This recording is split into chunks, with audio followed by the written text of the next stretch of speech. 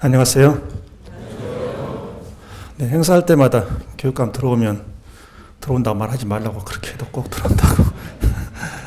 2010년에 이런 행사하면 그거 하면 막 다 이렇게 박수를 치고 가슴에는 없는 박수를 막 손으로. 그것도 일종의 고문이잖아요, 그러죠? 근데 어려운가 봐요. 2017년 여기까지 왔습니다. 12월이고요. 한 해를 되돌이켜 보면 참 파도 많았죠. 즐거운 일도 많았고, 여기 계신 우리 직원 여러분들께서 그 누구보다도 고생을 참 많이 하셨습니다. 크고 작은 사건 사고 계속 이어지고, 가지 많은 나무 바람자랄 없다고, 나는 최선을 다하는 것 같은데 여기저기서 일이 터지고 그러지 않습니까? 할 말이 있어도 그 말을 다 할 수 없는 그런 위치가 바로 우리 위치이기도 합니다. 국정감사 준비하고 치러내느라 고생 많이 하셨고요. 여러분들께서 준비를 잘 해주셔서 그래도 큰 어려움 없이 국정감사를 마칠 수가 있었습니다. 우리 행정사무감사 또 예산안 심사 고생 많이 하셨고, 그리고 좀 예결위 심사가 남아있죠. 최선을 다해서 해주시면 어려움 없이 잘 지나갈 거라고 생각합니다. 지난번 16일 날 실시하기로 예정되었던 수능시험 사상 처음으로 일주일이 연기했죠. 99년생 고3 아이들, 그 아이들만 보면 참 가슴이 아팠어요.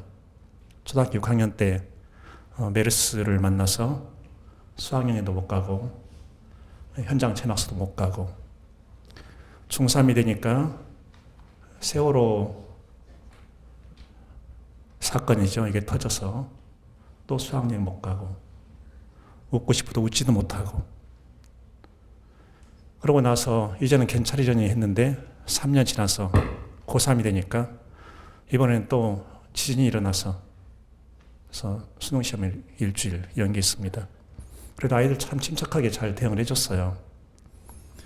포항의 아이들, 그 아이들 포항과 경북의 아이들이 아니라 동시에 우리 전북과 전주의 아이들이지 않습니까?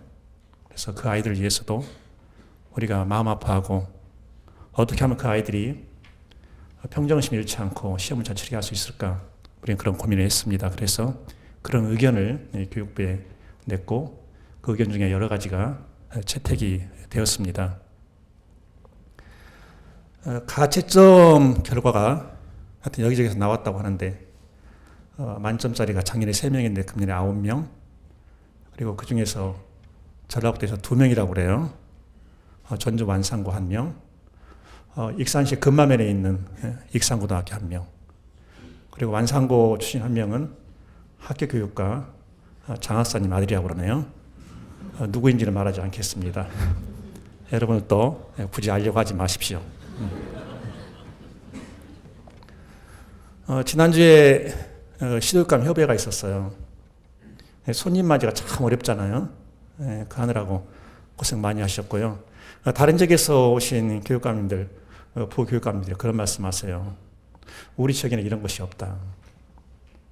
전주에만 와야 볼 수 있는, 그리고 느낄 수 있는 그런 것들이 굉장히 많이 있다는 것이죠. 그분들은 객관적인 시선으로, 객관적인 감성으로 전주와 전북을 보게 되어 있습니다. 그때 금요일이었죠. 금요일 오전에 전주 전통문화관 한백극장에서 국악포럼 난일의 공연이 있었습니다.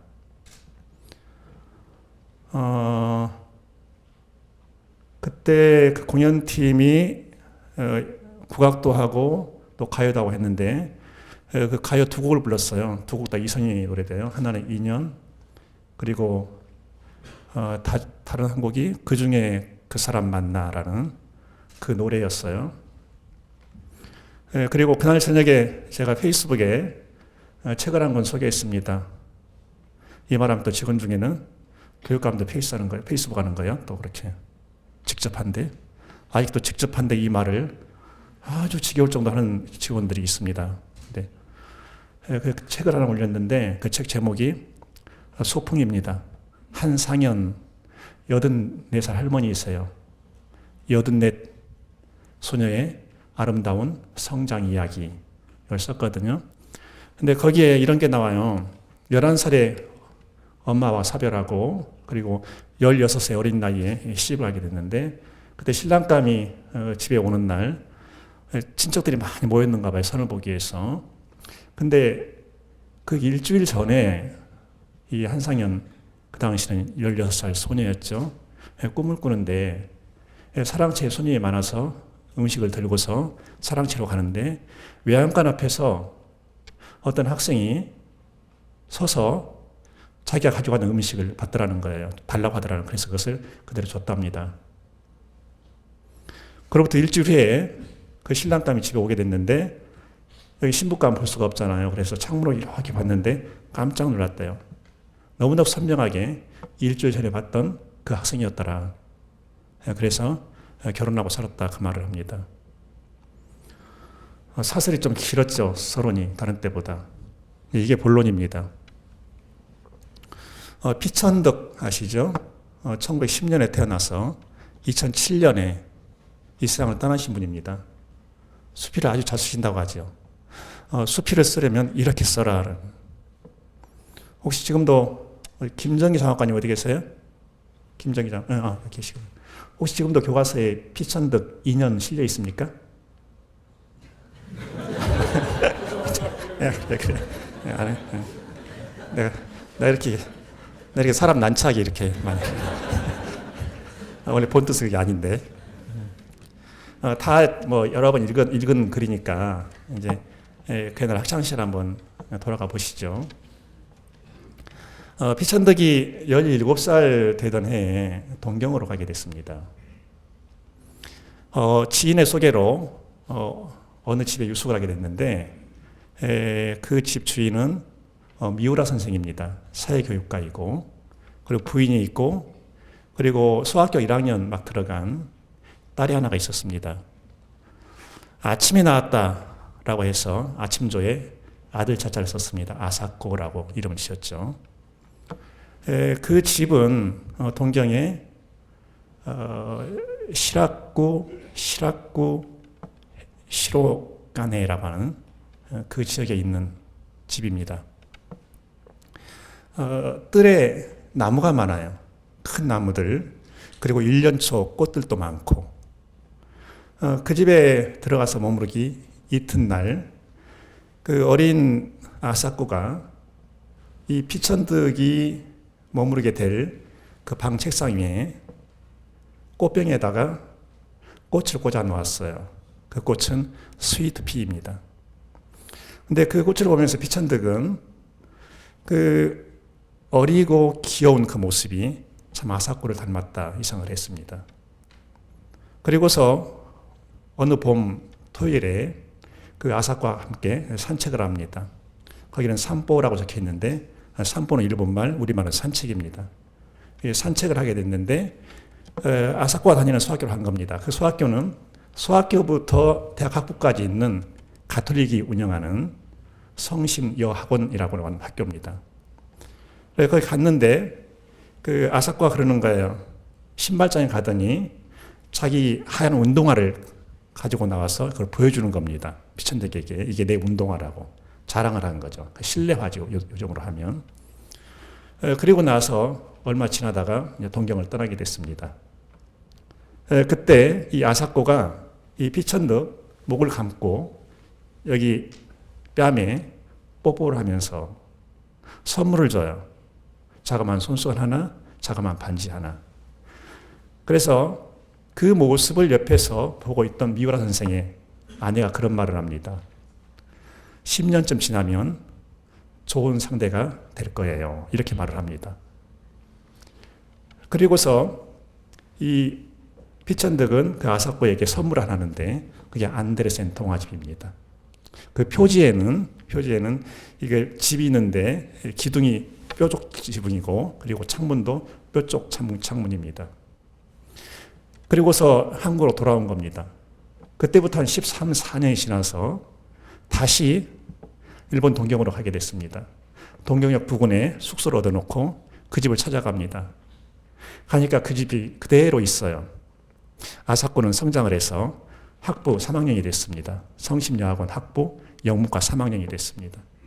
이제 완전히 달라진 것이죠. 그 모습은 꼭 목련과도 같았답니다.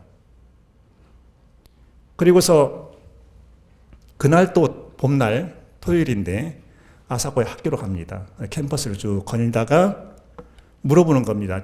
아사코 신발장 어디 있습니까? 하니까 멍 하고 쳐다보더래요. 무슨 말인가 하고 벌써 잊어버린 거죠. 그러다가 갑자기 강의실로 들어가더니 우산 하나 가지고 나오더래요. 연두빛이 고왔던 그 우산. 그래서 그 뒤로 피천득은 여자 우산을 보면 꼭 아사코의 우산을 연상한답니다. 자기가 영화 셀브리의 우산을 특별히 좋아하는 이유도 아마 그게 아닐까 그런 생각을 했다고 합니다. 그리고서 다시 한국에서 지내다가 이제 세 번째 전쟁도 지나고 한국도 해방되고 1954년에 미국으로 가는 길에 동경에 다시 들렀답니다. 동경에 다시 들러서 그 집을 또 찾아가 본 거예요. 근데 그 집이 그대로 있는 겁니다. 미우라 선생 부부가 그대로 살고 있는 거예요. 아사코만 없는 거예요. 아사코는 어디 갔느냐고 그랬더니 메가더 사령부에서 번역 일을 하고 있다고. 그리고 거기에서 일본인 2세 점령군 장교죠. 미군 장교. 일본군 2세와 만나서 결혼했다고. 근데 그 점령군 장교는 자기가 점령군 장교라는 것을 굉장히 아주 대단하게 생각하는 그런 사람이었습니다. 그래서 그 집에를 갔습니다. 그 집에를 갔는데 아사코가 이렇게 나온 겁니다. 집을 봤더니 안데르센 동화집에 나와 있는 그 뾰족 지붕, 뾰족 창문 그게 그대로 되어 있더랍니다. 지금 집은 자그맣지만 그때 소학교 때 이 안데르센 동화집을 바꿔서 아사코가 피천득에게 이런 말 했답니다. 아 이쁜 집, 우리 이담에 이런 집에서 같이 살아요. 그 집이 나중에 아사코가 살고 있던 집이라는 겁니다. 근데 아사코의 얼굴을 보는 순간 아직 젊음에도 불구하고 시들어가는 백합 같았다. 그리고서 한국에 돌아온 겁니다. 인연이라는 이 글의 핵심은 여기에 있습니다. 그리워하는데도 한 번 만나고는 못 만나게 되기도 하고 평생을 못 잊으면서도 아니 만나고 살기도 한다. 아사코와 나는 3번 만났다. 3번째는 아니 만나는 것이 좋았을 것이다. 이게 피천득 인연의 줄거리입니다. 기억나세요? 표정들이 기억 안 난다는 모르겠다는 표정들. 저런 것도 있었나. 인연이라는 단어를 한번 사전을 찾아봤습니다. 사전에 이렇게 설명이 됩니다. 사람과 사람 사이 연분, 그리고 사람과 어떤 상황, 어떤 일, 이것과의 관계. 그러니까 이 사람과 사람 사이에만 인연이 있는 것이 아니라 여러분이 맡고 있는 그 일과도 인연이라는 것이 있다는 거예요. 이 불가에서는 이 인연 뜻풀이를 인과 연으로 풀이를 하는데 어떤 결과가 발생하면 거기에는 내부적, 외부적 원인이 있다는 거죠. 그래서 주된 원인을 인이라고 하고 보조적 원인을 연이라고 한다. 불가에서는 그렇게 풀이를 합니다. 우리가 우연히 만나서 활짝 피어라 전북교육 저 기치를 들고 가는 것 같지만 그러나 우리 눈에는 보이지 않는 수많은 실들이 우리를 서로 이어가고 있다. 그 생각을 하면 어제까지는 그냥 지나치듯이 보이던 사람이 새롭게 내 시야로 들어오고 나에게 왜 이런 일이 맡겨졌나 하는 그런 일이 이 일이 나를 찾아왔구나 이렇게 볼 수도 있다는 것이죠.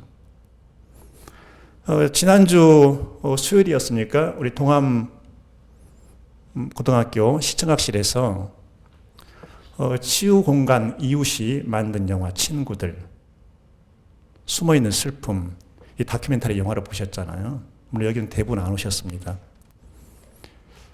그 영화 많은 사람들이 보면 좋겠는데 여기서 상영했더라면 왜 꽉 찼을 거예요.